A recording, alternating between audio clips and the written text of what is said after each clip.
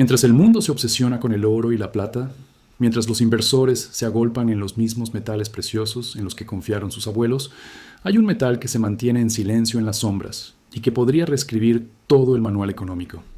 No es raro, no es glamoroso. Y hasta hace poco, a casi nadie, fuera de unas pocas industrias especializadas, le importaba en absoluto. Pero ahora mismo, en las salas de juntas de Pekín a Washington, en laboratorios de 3 continentes y en las reservas estratégicas de naciones que se preparan para un futuro que la mayoría de la gente ni siquiera ha imaginado aún, este metal se está acaparando, disputando y acumulando silenciosamente a un ritmo que debería aterrorizar a cualquiera que preste atención. Porque lo que se avecina no es solo un aumento repentino de precios, es una reorganización completa del poder global. ¿Y el metal en el centro de todo esto? El cobre. No te lo esperabas, ¿verdad? Esto es lo que no te dicen cuando te venden lingotes de oro y monedas de plata. Esos metales son reservas de valor, son pólizas de seguro. Se guardan en bóvedas sin hacer nada, esperando el desastre. ¿Pero el cobre? El cobre construye el futuro. Cada vehículo eléctrico en la carretera necesita unos 80 kilogramos. Cada turbina eólica, cada panel solar, cada centro de datos que impulsa la revolución de la inteligencia artificial, cada teléfono inteligente, cada red eléctrica que se está reconstruyendo para la energía renovable, todo funciona con cobre. Y aquí está la parte que debería hacerte encoger el estómago. Estamos a punto de necesitar más cobre en los próximos 25 años del que la humanidad ha usado en toda la historia registrada combinada. Piénsalo por un momento. 5.000 años de civilización y estamos a punto de duplicarlo en una sola generación. En realidad hay varios problemas y todos convergen en el momento menos oportuno. No del todo. El cobre existe en la Tierra, pero el cobre fácil, los depósitos de alta ley cuya extracción era rentable, están desapareciendo rápidamente. Hace 50 años, el mineral de cobre contenía aproximadamente un 2% de cobre puro. Hoy, extraemos mineral con menos del 0.5%. Eso significa que movemos 4 veces más roca, utilizamos 4 veces más energía y generamos 4 veces más residuos, solo para obtener la misma cantidad de metal. La industria minera lo llama leyes decrecientes del mineral, una forma cortés de decir que el tesoro está casi vacío y que estamos tocando fondo. En segundo lugar, abrir una nueva mina de cobre lleva una eternidad. Desde el descubrimiento hasta la producción, un gran proyecto cuprífero tarda de 15 a 20 años en promedio. Evaluaciones ambientales, trámites de permisos, construcción de infraestructura, negociaciones con las comunidades. Para cuando se han construido las carreteras y las instalaciones de procesamiento y se ha contratado a la mano de obra, el mundo ya ha pasado a la siguiente crisis. Y aquí está la cruel ironía. La mayoría de los mejores yacimientos de cobre que quedan en el mundo se encuentran en países políticamente inestables, hostiles a la inversión extranjera, o ambas cosas. Chile posee alrededor de 1/4 parte de las reservas mundiales. La República Democrática del Congo, de donde proviene el cobalto, también tiene una cantidad significativa de cobre. China lleva 15 años cerrando acuerdos de suministro en África y Sudamérica, mientras las naciones occidentales aún debatían la política climática. En tercer lugar, y aquí es donde se pone interesante, los mismos gobiernos que más impulsan la transición a las energías verdes, la imposición de vehículos eléctricos y los objetivos de 0 emisiones netas de carbono, son también los que prácticamente imposibilitan la apertura de nuevas minas en sus propios territorios. La disonancia cognitiva es asombrosa. Quieren un futuro de energía limpia, pero no quieren las minas que lo hacen posible. Así que importan el cobre, externalizan el daño ambiental y fingen no tener problemas. Mientras tanto, los países que realmente realizan la minería observan cómo se desarrolla esto y se dan cuenta de que tienen toda la influencia. Las cadenas de suministro que antes parecían aburridas y técnicas se convierten de repente en armas geopolíticas. Ahora, quizás te preguntes, si el cobre es tan crucial, ¿por qué no todo el mundo habla de él? ¿Por qué no es noticia de primera plana? La plata tiene el encanto de las monedas y la joyería. Es infraestructura, y ahora mismo nos estamos acercando al momento en que se vuelve muy visible. Los gráficos de precios lo dicen todo si sabes interpretarlos. El cobre ha estado subiendo de forma constante, pero no se mueve como una burbuja especulativa. Se mueve como un mercado que comprende que algo fundamental ha cambiado. Cuando China anunció sus objetivos para vehículos eléctricos, el cobre se movió. Cuando Europa se comprometió a eliminar gradualmente los motores de combustión interna, el cobre se movió. Cuando Estados Unidos aprobó proyectos de ley de infraestructura con billones destinados a la modernización de la red, el cobre se movió. Esto no es especulación, es matemática. Es masiva y está creciendo más rápido de lo que la oferta puede responder. Pero esto es lo que lo diferencia de cualquier otro auge de materias primas que hayas visto. No se trata de lujo ni de preferencias. No se trata de si la gente quiere cobre. No hay transición energética sin cobre. No hay revolución de la inteligencia artificial sin cobre. No hay red eléctrica moderna sin cobre. Y lo que es crucial, no hay sustituto que funcione a gran escala. El aluminio puede reemplazar al cobre en algunas aplicaciones, pero es un peor conductor y requiere una infraestructura diferente. El grafeno y otros materiales maravillosos existen en laboratorios, no en fábricas que producen millones de toneladas al año. Durante las próximas décadas, como mínimo, el cobre será irreemplazable, y la gente que lo controla, controlará el futuro. Así es como funciona la economía de los recursos. Las naciones y corporaciones que se aseguran el suministro de cobre hoy se están posicionando para dominar el futuro. China lo comprendió hace 20 años, por lo que sus empresas estatales han estado comprando minas discretamente, firmando contratos a largo plazo y forjando relaciones con los países productores, mientras Occidente se distraía con la ingeniería financiera y las startups tecnológicas. No pensaban en las ganancias del próximo trimestre, pensaban en 2040. Así, mientras su asesor financiero le dice que se diversifique en oro, mientras los fanáticos de la plata predicen la próxima contracción de posiciones cortas, la verdadera historia se está desarrollando en las minas del desierto chileno, en las fundiciones de Zambia y en las salas de planificación estratégica de los gobiernos que finalmente están despertando a lo que han ignorado durante décadas. La nueva fiebre del oro ya ha comenzado. Para entender hacia dónde se dirige esto, es necesario comprender nuestra trayectoria, porque el cobre no es nuevo en la geopolítica. Lleva provocando guerras, construyendo imperios y derrumbando economías desde hace más tiempo del que la mayoría de la gente cree. Regresemos a la Edad del Bronce. El nombre lo dice todo. Y las civilizaciones que controlaban los yacimientos de cobre controlaban las rutas comerciales, la riqueza y la superioridad militar. El colapso de la civilización de la Edad del Bronce, alrededor del año 1200 Astor, no se debió solo a los misteriosos pueblos del mar o al cambio climático. Fue una crisis en la cadena de suministro. Cuando las redes comerciales que transportaban cobre y estaño por el Mediterráneo se desmoronaron, reinos enteros no pudieron fabricar armas, herramientas ni funcionar. Se sumieron en una era oscura que duró siglos. Avanzamos rápidamente hasta la Revolución Industrial. Gran Bretaña no solo conquistó el mundo con carbón y máquinas de vapor, lo hizo con cobre. Cada sistema eléctrico que alimentaba sus fábricas, cada buque de guerra con cascos con fondo de cobre que impedían la formación de percebes y la putrefacción, todo ello requería enormes cantidades de cobre. Y convenientemente, Gran Bretaña controlaba enormes depósitos en Gales y Cornualles, además de tener acceso colonial a suministros de todo el mundo. Controlar el cobre significaba controlar las comunicaciones, controlar la industria y controlar el dominio naval. Otras naciones se apresuraron a alcanzar el poder, y los países que aseguraron sus propios suministros ascendieron al poder. Los que no lo lograron se quedaron atrás. Llegó el siglo XX y el cobre, de repente, cada edificio, cada fábrica, cada ciudad necesitaba cableado de cobre que lo recorriera como un sistema nervioso. Estados Unidos se convirtió en una superpotencia, en parte porque tenía una enorme producción nacional de cobre en Montana, Arizona y Utah.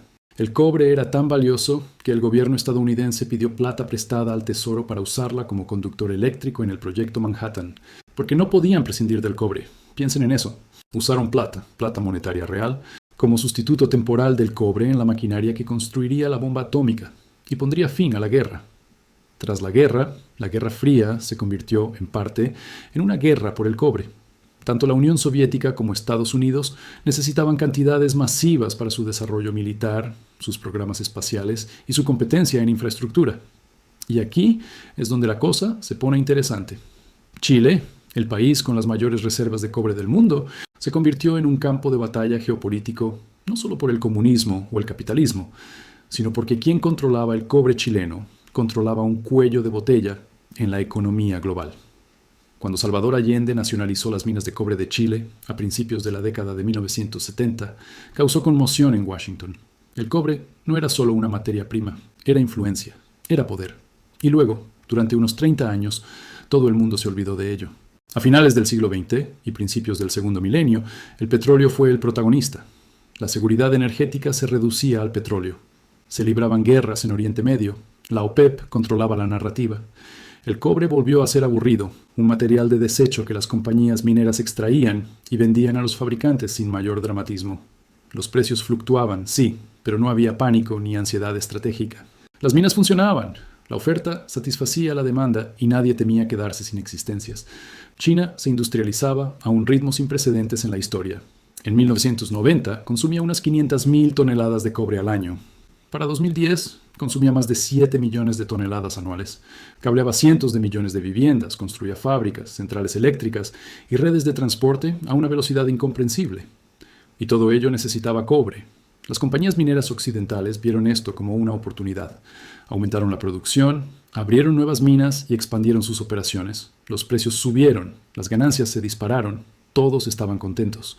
Pero no se dieron cuenta de lo que China realmente estaba haciendo.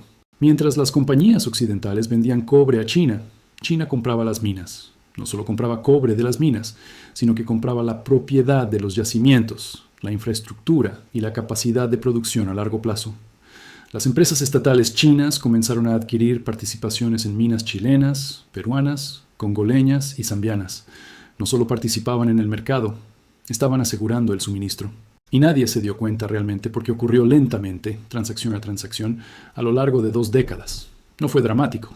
Y para cuando los gobiernos occidentales empezaron a prestar atención, China ya se había asegurado una parte significativa del suministro futuro. Luego vino la revolución de la energía verde y de repente la ecuación cambió por completo. Verá, la antigua economía industrial usaba cobre, claro. La basada en vehículos eléctricos, energías renovables e infraestructura digital. Esa economía no solo usa cobre. Un coche convencional usa unos 23 kilogramos de cobre. Una sola turbina eólica marina puede contener hasta 15 toneladas. Los parques solares requieren enormes cantidades para cableado e inversores. Y aquí está el truco.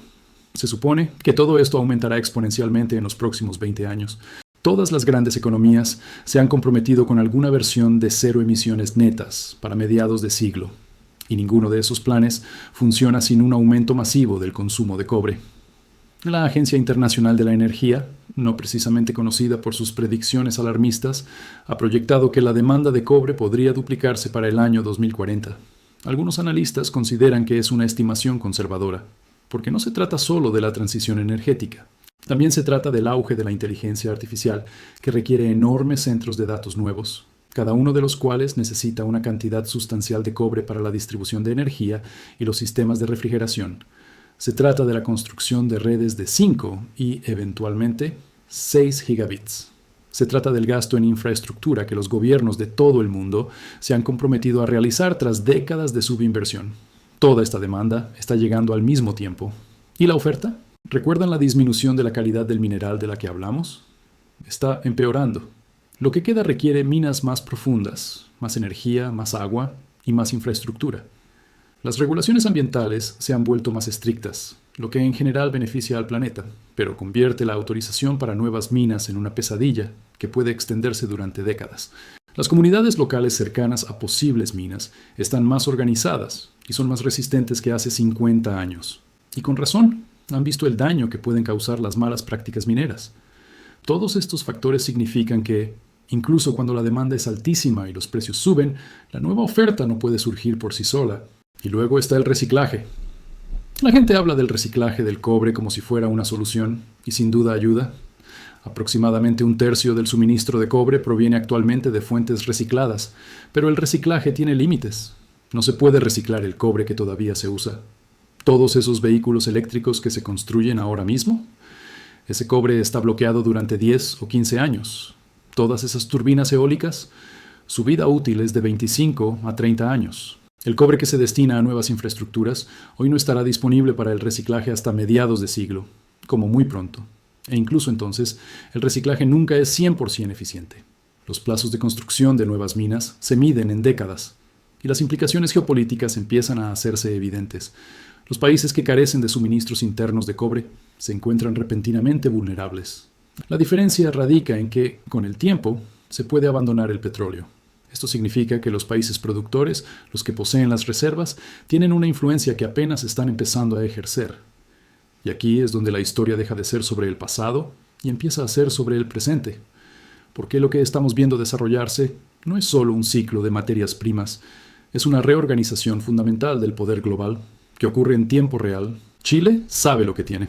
Si nacionalizar una mayor parte de su producción de cobre, si usar su riqueza mineral como moneda de cambio en negociaciones internacionales.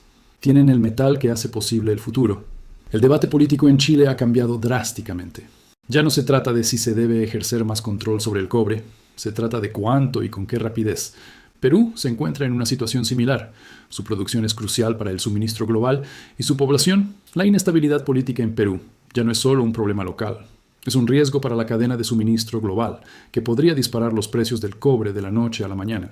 La República Democrática del Congo, ya crucial para el cobalto en las baterías de vehículos eléctricos, y el caos que ha definido la política congoleña durante décadas.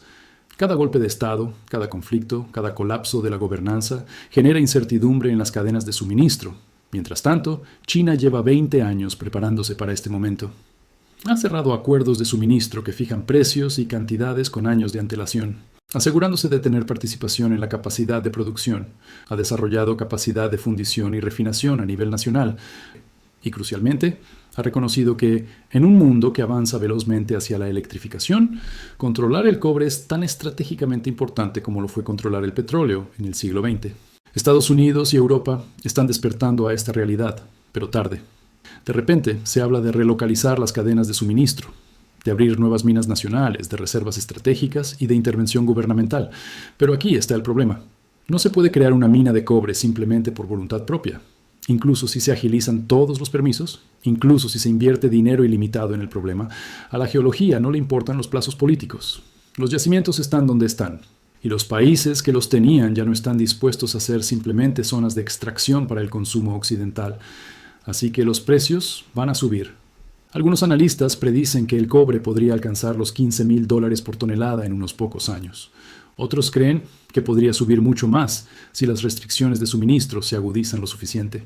Para ponerlo en contexto, el cobre se ha cotizado históricamente entre $5,000 y $10,000 por tonelada. Si se duplica o triplica respecto a los niveles actuales, el aumento de los precios del cobre implica vehículos eléctricos más caros, lo que ralentiza la transición hacia el abandono de los combustibles fósiles. Implica una infraestructura de energía renovable más cara, lo que dificulta el cumplimiento de los objetivos climáticos, de los productos electrónicos de consumo y de todo lo que requiere sistemas eléctricos. La inflación no solo proviene de la impresión de dinero, significa que los inversores, gobiernos y corporaciones que se posicionaron con anticipación, que aseguraron el suministro, que compraron acciones de empresas productoras o firmaron contratos a largo plazo. El cobre es una apuesta a que el futuro realmente se está construyendo. Y aquí está el incómodo paralelo con la historia del que nadie quiere hablar. Toda gran transición económica crea ganadores y perdedores. Y los perdedores suelen ser quienes asumieron que las viejas reglas seguirían funcionando. Gran Bretaña controlaba el carbón y el cobre en el siglo XIX y dominaba el mundo. Cuando el petróleo se convirtió en el recurso crítico, el poder pasó a manos de quienes controlaban el petróleo. Ahora el mundo está cambiando de nuevo, y los países que controlan el cobre, el litio, el cobalto y las tierras raras son quienes dictan las reglas del próximo siglo. Estados Unidos y Europa, cómodos con su superioridad tecnológica y dominio financiero, están descubriendo que nada de eso importa si no se controlan los materiales físicos que requiere la tecnología. China lo entendió antes, y ahora las naciones occidentales se esfuerzan por recuperar el terreno perdido, intentando reconstruir las cadenas de suministro y la capacidad de producción nacional que pasaron 40 años desmantelando en nombre de la eficiencia y la mano de obra barata. También es posible que no, y que el siglo XXI se defina por un equilibrio de poder muy diferente al del siglo XX. Primero, comprenda que los materiales que parecen aburridos e industriales suelen ser los que realmente importan. El oro es hermoso, la plata es tradicional, pero el cobre es esencial. Son las que identifican lo que el mundo necesitará antes de que se dé cuenta de que lo necesita. En segundo lugar, hay que reconocer que la geopolítica y la economía son inseparables de la realidad física. Se puede tener la mejor tecnología, los planes más ambiciosos, los ingenieros más inteligentes. Los países que ignoraron esta lección están a punto de aprenderla a las malas. Quienes la comprenden tienen una ventaja. Cuando los países productores empiezan a ejercer control, cuando se retrasan o cancelan nuevas minas, cuando la inestabilidad política afecta a una región que proporciona un material crucial, quienes lo prevén se posicionan en consecuencia. Quienes no lo hacen se quejan de la inflación después. Pero aquí está la advertencia más profunda, la que debería quitarles el sueño. Hemos construido una visión completa del futuro, y lo hemos hecho sin asegurar los materiales que dicha visión requiere. Compromisos que dependen de la aparición de cobre, litio y cobalto en cantidades que podrían no existir a precios asequibles. Y cuando esa realidad se haga patente, cuando la brecha entre la ambición y la disponibilidad se vuelva innegable, las consecuencias políticas serán graves, lo que implica el fracaso de los objetivos climáticos y la permanencia de los combustibles fósiles como dominantes durante más tiempo del que nadie quiere admitir, lo que implica dificultades económicas, inflación y repercusiones políticas, lo que podría implicar cualquier cosa. La historia demuestra que, cuando escasean los recursos críticos, las naciones no responden con calma y racionalidad. La pregunta no es si los precios del cobre subirán, es si hemos construido un futuro para el que no tenemos los materiales. Y si no lo hemos hecho, ¿qué pasará cuando todos nos demos cuenta al mismo tiempo? Es solo la combinación de matemáticas, geología y naturaleza humana en cámara lenta. Y la colisión será espectacular. Si quieres entender cómo cambia realmente el poder, cómo los imperios surgen y caen basándose no en la ideología, sino en los recursos físicos, cómo los patrones de la historia se repiten con diferentes nombres, pero la misma lógica subyacente. Porque las historias que realmente importan rara vez son las que llegan a los titulares. Son las que ocurren silenciosamente, bajo tierra, en minas, fundiciones y contratos de suministro que no tendrán sentido hasta que sea demasiado tarde para hacer algo al respecto. Y para entonces, el mundo ya habrá cambiado.